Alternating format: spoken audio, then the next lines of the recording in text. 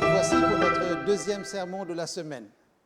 Aujourd'hui, j'ai la joie de partager ce sermon avec Tia Akyun, avec qui j'ai déjà collaboré. Allez voir sur les vidéos où Tia présente de beaux sujets également, et toute seule. Aujourd'hui, nous allons traiter le sujet suivant. Aimer, c'est être reconnaissant. Retenez bien cette phrase. Aimer, c'est être reconnaissant. Ou savoir dire merci tout simplement. Exprimer de la gratitude. Imaginez que vous êtes sur un paquebot pendant une croisière et que je ne sais pour quelle raison vous veniez à tomber de ce paquebot dans la mer, même si l'eau est chaude. Et puis, vous vous rendez compte que vous ne savez pas nager. Misère, comme auraient dit certains. Et vous sentez que la noyade n'est pas loin. Et puis, quelqu'un sur le pont, vous ayant vu chuter du navire, vous lance une bouée de sauvetage. Bouée qui atterrit juste à portée de main. Et juste avant de perdre connaissance ou perdre conscience, vous vous accrochez pour sauver votre vie. On vous remonte sur le pont et vous crachez l'eau de vos poumons. Les gens se rassemblent autour de vous et se réjouissant que vous ne soyez pas morts et attendant avec impatience que vous repreniez votre souffle, vos esprits. Et puis, ça arrive, vous reprenez votre souffle et puis la phrase qui sort de votre bouche, « Oh là là, je suis quelqu'un de formidable, j'ai pu me sauver tout seul. Regardez comment j'ai fait. » Vous avez vu? On repasse le film. Bien sûr que vous n'allez pas faire cela. Ça, c'était pour la publicité. Mais dans la vraie vie, si c'est toujours vous, cette personne tombée du navire, en reprenant vos esprits, la question qui peut-être va surgir de votre bouche, de vos lèvres, où est la personne qui m'a lancé une bouée? N'est-ce pas, tiens? Alors, nous comprenons que le salut, c'est quelque chose de formidable. Cela ne dépend pas de nous, notre sauvetage. Et parfois, il y a une chaîne d'événements qui nous amène à réfléchir pour dire, mais qui m'a sorti de cette situation délicate? Qui m'a sorti de cette situation difficile? Quelqu'un. Mais je veux chercher cette personne pour lui dire merci, pour l'étreindre. Peut-être je l'inviterai à dîner dans un restaurant pas trop cher selon mon budget. Mais je veux dire quelque chose. Peut-être que je n'ai pas besoin de faire un film sur cette personne, mais juste dire merci. Présenter cela comme un beau fruit, un fruit de reconnaissance. Ce sermon se focalise sur l'amour et la gratitude. Dans Luc 7, versets 36 à 50, l'apôtre Luc nous donne un aperçu de l'amour, la fidélité et la gratitude. Cette merveilleuse histoire porte de nombreux détails, mais nous nous concentrerons uniquement sur les principales personnes impliquées dans l'intrigue. Selon l'histoire, un homme nommé Simon a invité Jésus chez lui avant d'organiser une fête en son honneur. Mais qui était Simon ? Et pourquoi voulait-il faire plaisir à Jésus? Simon était un pharisien. Selon les érudits de la Bible, les pharisiens étaient des observateurs stricts de la loi et des traditions juives et se considéraient comme meilleurs que le reste du peuple, se qualifiant même pour séparer, faisant partie de l'élite religieuse, et ne se contentaient pas d'obéir aux commandements de Dieu, mais ajoutaient leurs propres règles et culture à ce que Dieu avait ordonné. Par exemple, le Seigneur avait laissé le 4e commandement qui exige l'observation du sabbat, le jour du repos. Dans Exode 20, au verset 8 à 11, ce commandement devait être un saint délice, selon Ésaïe 58, au verset 13. Pourtant, les pharisiens en ont fait un fardeau insupportable. C'est vrai ce que tu as dit. Les pharisiens ont surchargé la loi. Simon, justement, ce Simon, reparlons de lui. Il était un pharisien respecté par la société, un notable, quelqu'un qui était connu, reconnu, que certainement les gens valorisaient, invitaient dans tous les repas, dans toutes les fêtes. Mais pourquoi a-t-il invité Jésus chez lui? les récits évangéliques disent que le Seigneur l'avait guéri de la terrible maladie de la lèpre. Et je donne comme référence Matthieu chapitre 26, verset 6. Maintenant, Simon a invité Jésus à une grande fête, comme si pour lui rendre un petit peu une forme de reconnaissance.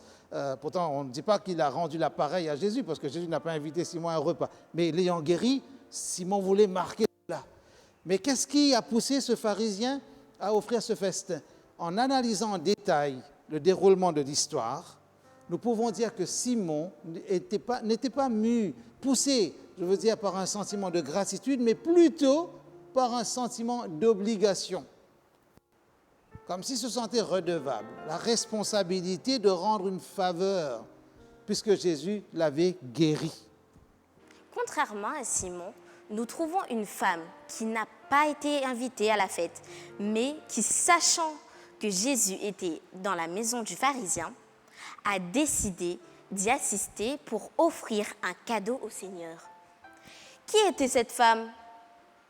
Cher jeune homme et jeune femme, il existe de nombreux arguments quant à son identité.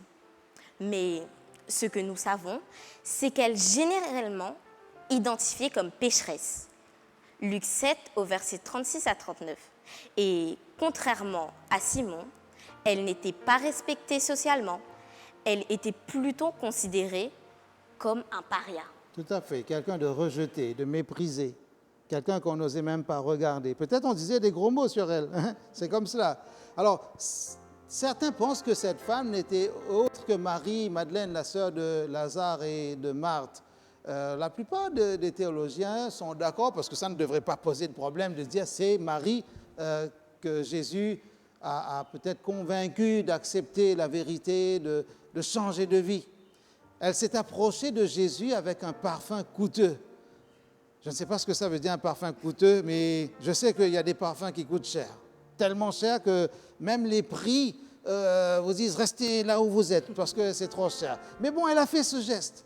Elle a fait ce geste. Il faut vraiment attendre qu'il y ait des promotions pour acheter certains parfums chers. Tiens, hein, je ne sais pas. Voilà, c'est comme ça. Mais cette femme a fait cette démarche d'apporter un parfum coûteux et elle se tint derrière, aux pieds de Jésus. Là, timidement, on pourrait dire, mais elle pleurait. Et bientôt, elle lui mouilla les pieds de ses larmes. Les larmes peuvent servir à quelque chose parfois, hein, pas seulement à pleurer. Puis elle va essuyer, elle n'avait pas de serviette, tout ça. Elle va prendre ses cheveux, tiens, comme tu as de longs cheveux, imagine, voilà le geste, pleurer pour faire de l'eau, et avec les cheveux, on fait un peu la serviette, éponge. Alors, elle va essuyer les pieds de Jésus et va les oindre de parfum, de ce parfum qu'elle a apporté. Et en voyant cela, tiens, tu imagines la surprise du pharisien, de ce monsieur Simon-là, qui se dit en lui-même, si cet homme était un prophète, c'est-à-dire quelqu'un qui était inspiré par Dieu. Le prophète, c'est celui qui voyait des choses que le commun des mortels ne voyait pas. Mais cet homme était prophète. Il connaîtrait qui est cette femme et de quelle espèce elle était, quelle était sa vie. En tout cas, il saurait certainement que c'est une pécheresse. C'est ça. Notre Seigneur a lu les pensées du pharisien et lui a dit. Jésus prit la parole et lui dit, « Simon, j'ai quelque chose à te dire. » « Maître, parle, répondit-il. Un créancier avait 2 débiteurs. L'un devait 500 deniers et l'autre 50. Comme ils n'avaient pas de quoi payer, il leur remit à tous 2 leurs dettes. Lequel l'aima le plus? Simon répondit, celui, je pense, auquel il a le plus remis. Jésus lui dit, tu as bien jugé. Luc 7 au verset 40 à 43. La femme pécheresse n'avait reçu que de la convoitise et le jugement des hommes. Très probablement, tous les hommes de sa vie pourraient exploiter et condamner, mais pas Jésus. Pour lui, elle était plus que cette femme pécheresse. Il a vu en elle un être humain, une fille, une sœur, une personne qui avait besoin d'amour, d'acceptation et de pardon, comme tout le monde. Tu as raison, Tia. C'est comme cela que Jésus nous voit, n'est-ce pas? Parce que Jésus sait que parfois certains êtres humains sont considérés comme des moins que rien, des parias, des laissés pour compte, des rejetés. Il n'est pas facile d'être dans cette situation ou de porter cette étiquette. Rejeté, comme si on écrivait sur le t-shirt, rejeté, rejeté. Marie a compris que Jésus pouvait faire disparaître sa culpabilité. Comme si Jésus pouvait enlever cette étiquette de paria, de pécheresse, enlever sa honte, la libérer, lui donner un cœur nouveau et lui offrir un avenir. Seul Jésus est capable de ces choses-là. Entendez bien cela, chers jeunes. Et plus Marie se souvenait de son péché, plus Jésus apparaissait grand, comme un héros, un vrai sauveur, un libérateur. Plus elle pleurait son péché, plus elle se réjouissait d'avoir rencontré ce sauveur. Sa vie était un témoignage de gratitude constante parce que son cœur était rempli de l'amour de Jésus. Chers jeunes, ces histoires nous sont parvenues pour que nous retenions des leçons et que nous les prenions comme des valeurs sûres sur lesquelles investir, parce que nous comprenons ainsi que l'amour doit nous pousser à la gratitude. L'histoire de Marie est celle d'une générosité extravagante, généreuse, scandaleuse même, presque provocatrice pour ce monsieur Simon-là qui n'avait rien compris et qui jugeait même Jésus en disant « c'était un prophète, etc. etc. » D'une manière ou d'une autre, le pardon et l'amour de Jésus sont passés au travers de tous ces préjugés et ont atteint le cœur de Marie. Extraordinaire, la puissance de l'amour de Dieu. Là où cela compte vraiment, là où il y avait une attente, un besoin de libération. Cette histoire nous apprend qu'aimer, quand on a dit aimer c'est un verbe pour notre thème de cette semaine, aimer c'est tout donner. Marie a versé le contenu de ce vase de parfum, vase d'albâtre, en réponse au pardon de ses péchés par Jésus. Pour conclure, aujourd'hui, je vous invite à remercier Dieu pour son pardon et son amour. Comme Marie, qui lui a toujours tout donné, apportez-lui votre vase d'albâtre. N'oubliez jamais que tous les pécheurs ont un avenir. Donnez-vous à lui et acceptez son pardon. C'est cela l'amour. Joignons-nous au psalmiste David pour louer Dieu. Le psaume 103 au verset 1 à 5 dit « Mon âme bénit l'Éternel, que tout ce qui est en moi bénisse son saint nom. Mon âme bénit l'Éternel et n'oublie aucun de ses bienfaits. C'est lui qui pardonne toutes tes iniquités, qui guérit toutes tes maladies. C'est lui qui délivre ta vie de la fosse, qui te couronne de bonté et de miséricorde. C'est lui qui rassasie de bien ta vieillesse, qui te fait rajeunir comme l'aigle. » Une belle image, tiens, que celle que tu viens de présenter. Le Seigneur est capable de redonner vie là où on a l'impression que tout est mort. Comme c'était le cas pour Marie. Les autres l'ont déconsidéré, le Seigneur l'a restauré. Êtes-vous, chers jeunes gens, jeunes filles, garçons comme filles, quel que soit votre âge, êtes-vous disposés à dire merci au Seigneur maintenant, là où vous êtes, derrière votre écran? Êtes-vous disposés à dire merci? Aimer, c'est être reconnaissant. Faites-le de tout votre cœur. Prenez le temps, comme le psalmiste qui disait « Mon âme bénit l'Éternel et n'oublie aucun de ses bienfaits », dites aussi, vous aussi au Seigneur, je veux dire tes bienfaits, je veux apprécier tes bienfaits. Que Dieu vous bénisse et que de la joie et de la reconnaissance monte de chaque cœur, n'est-ce pas? Que Dieu vous bénisse. Amen.